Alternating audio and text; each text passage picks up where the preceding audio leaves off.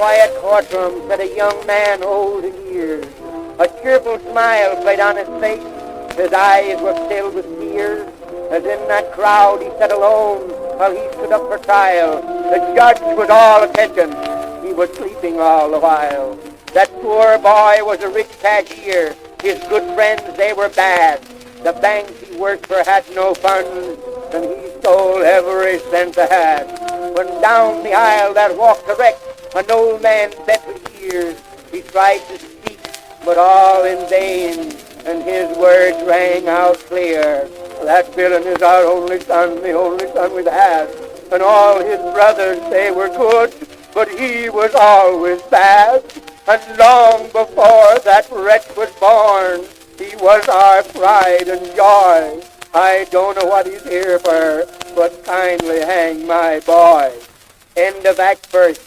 Ladies and gentlemen, on behalf of the management, I wish to thank you for your liberal patronage here this evening, and to announce that tomorrow night, starting with the matinee, we will produce East Lynn, with pleasing specialties between each act.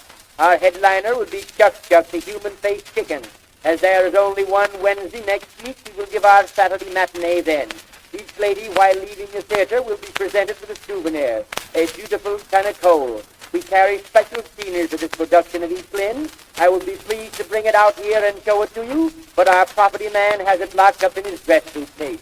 I am very sorry to say that he has been off the water wagon for some time now. He is laboring under an impression that because a camel can work 8 days without drink, a man can drink 8 days without work, so it does not pay to be a goldfish.